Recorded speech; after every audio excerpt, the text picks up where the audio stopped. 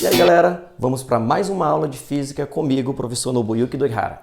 Hoje falando sobre campo elétrico, propriedades dos condutores. Lembrando, os condutores são características de objetos que têm facilidade em conduzir cargas elétricas, tá?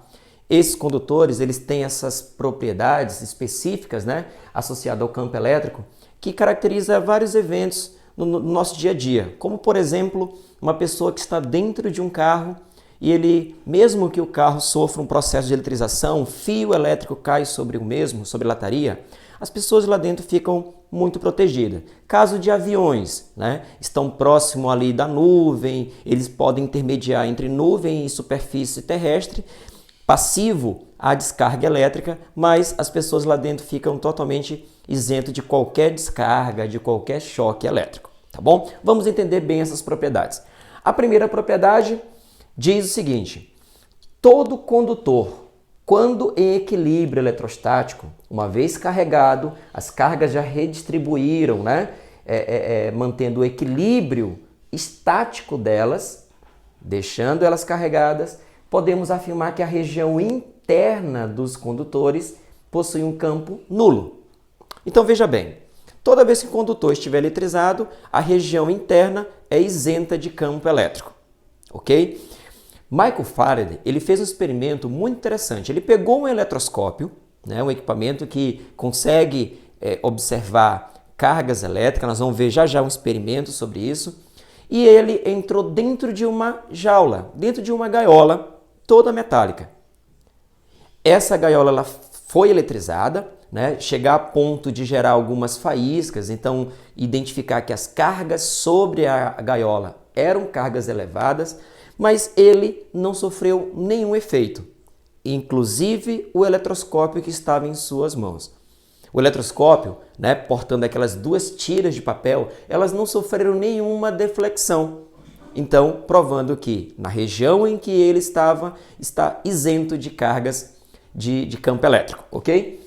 Então, essa aplicação da primeira propriedade, ela é conhecida como blindagem eletrostática, prevista por Faraday, conhecida popularmente como gaiola de Faraday, tá bom? Essa blindagem é o exemplo lá do avião, né? Se ele sofrer uma descarga elétrica, as pessoas lá dentro vão ficar totalmente isentas de qualquer descarga, ok? Nós vamos ver um experimento agora que comprova exatamente isso, tá? Então, olha só. Bom, galera, vamos lá para o experimento. Eu vou utilizar um eletroscópio, tá? Isso aqui eu mesmo fabriquei, peguei 1 litro de sabonete líquido, né?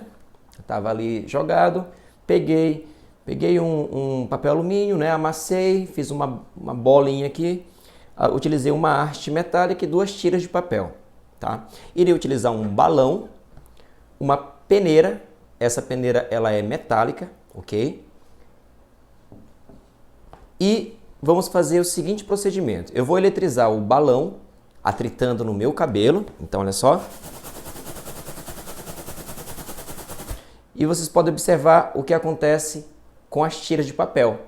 Então, na hora que eu aproximo, as tiras de papel se afastam devido à indução. Beleza. Agora eu vou fazer isso, envolver o globo e aproximar o balão. Observe que nada mais acontece com ele, ok? As tiras não se afastam mais, provando aqui a blindagem eletrostática. O metal, ele acaba criando as cargas elétricas devido à indução, protegendo a região interna dele, ok? Valeu, galera! Beleza, gostaram, né? Vamos agora para a segunda propriedade do campo elétrico em condutores. Ele diz o seguinte: na superfície externa de um condutor eletrizado, o vetor campo elétrico é sempre perpendicular a cada ponto dessa superfície. Então vamos imaginar um objeto metálico, um objeto condutor qualquer. Olha o formato dele, né? Que ele pode ser regular, enfim. Uma vez eletrizado, se eu escolher pontos específicos para analisar o campo elétrico, cada ponto vai gerar um vetor perpendicular à superfície. Bom, professor, como é que eu vou analisar esse vetor perpendicular? Então vamos lá. Imagine esse ponto aqui.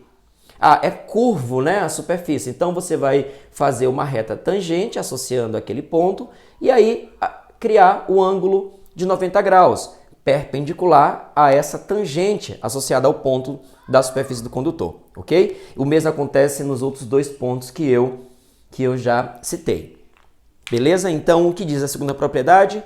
O vetor campo elétrico na superfície de um condutor é sempre perpendicular a cada ponto em análise. Beleza? Vamos agora para a última propriedade dos condutores, a terceira, que diz o seguinte.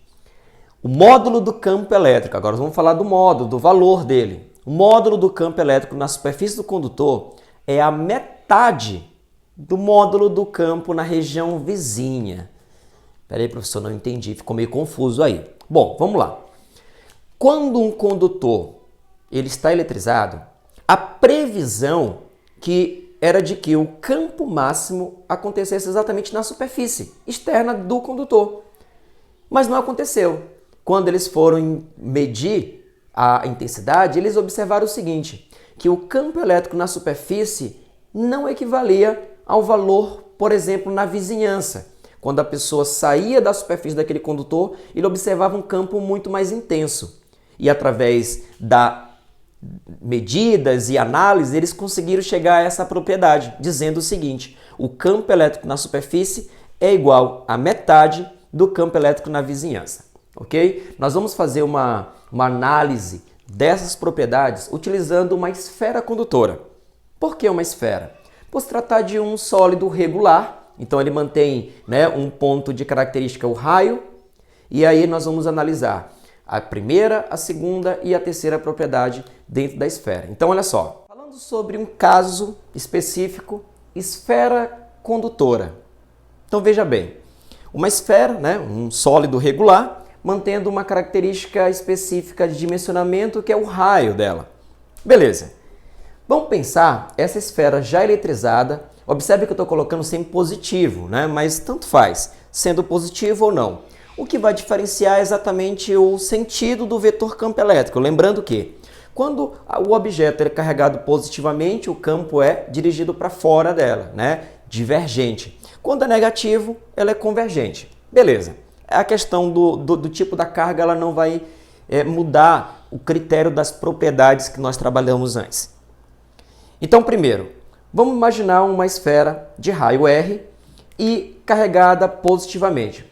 Eu vou pegar uma linha aqui para poder colocar diversos pontos, desde o centro, né, uma parte interna, vou colocar como ponto A. Este ponto ligado à superfície externa, eu vou colocar como ponto B. E aqui o ponto C. Então, pegando a propriedade, as propriedades que nós trabalhamos antes, região interna. Na região interna nós temos quem? O ponto A, beleza? Então, olha só, ponto A. O que nós temos na propriedade? Diz o seguinte, que o campo elétrico na região interna, então onde o ponto A está, é nulo. O campo elétrico lá dentro é zero. Então, aí já está de boa, nós já conseguimos entender devido à propriedade. Vamos agora para o ponto B. O ponto B é na superfície. Superfície, no caso, a superfície externa. No caso, ponto B. Beleza? No ponto B entra a propriedade que diz o seguinte. O módulo do campo elétrico na superfície externa equivale a metade do valor máximo que acontece na vizinhança. Então, o campo elétrico no ponto B equivale a metade do valor da vizinhança. Quanto é o valor da vizinhança? Lembrando, como é que eu calculo o campo elétrico? Constante eletrostática, o valor da carga dividido pela distância ao quadrado. Detalhe importante, que distância é essa? É o raio, galera. Então, raio ao quadrado, já que eu estou falando da superfície. Então, essa é a equação para nós determinarmos o campo elétrico na superfície de um condutor. Lembrando a propriedade que é a metade da região vizinha. Perfeito? E vamos para uma região externa. Então, região externa, estou falando do ponto C. Então, na região externa, nós temos o campo elétrico no ponto C equivale a constante eletrostática, o valor da carga da esfera dividido pela distância ao quadrado. Tomar cuidado com relação a essa distância. Por quê? Se a questão estiver falando que a distância até o ponto C é da superfície até este ponto, eu tenho que associar, somar com o raio da esfera. Ou seja, essa distância é do centro da esfera até o ponto externo que ele está querendo determinar. Tudo bem? Então, esses são os três pontos, né, fundamentais para nós determinarmos o campo elétrico, o módulo do campo elétrico dentro de um sistema de esfera condutora. Vamos analisar aqui o gráfico associando esses 3 pontos ou essas 3 regiões: interna, na superfície e na região externa. Vamos pensar em um gráfico que fala da intensidade do campo elétrico e distância. Esse ponto aqui equivale ao centro da esfera. O ponto R, a superfície. Quanto é o campo elétrico na região interna? 0. Então, 0. Eu vou colocar uma bolinha aqui, uma bolinha aberta, lembrando de conjunto, né, lá na matemática, uma bolinha aberta, porque não é 0 quando ele chega no R, na superfície, ele assume um valor que não é o valor máximo, é o valor mediano do valor máximo previsto, que acontece na vizinhança. Então aqui eu tenho o campo elétrico, onde, galera? Em B.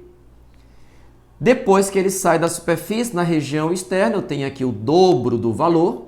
Então aqui eu tenho 2 EB, entenderam por quê, galera? Se eu tenho o valor de EB já definido, quanto é que é na região vizinha? O dobro. E a partir da região externa, eu tenho a minha hipérbole. Por que hipérbole? Porque a relação não é campo e distância. Essa relação é uma relação inversamente proporcional. Por isso, uma hipérbole para poder caracterizar o evento. Ok? Espero que tenham entendido, tenham gostado da aula também e vamos esperar o próximo vídeo, próxima aula, falando um pouco mais sobre campo elétrico. Valeu, galera!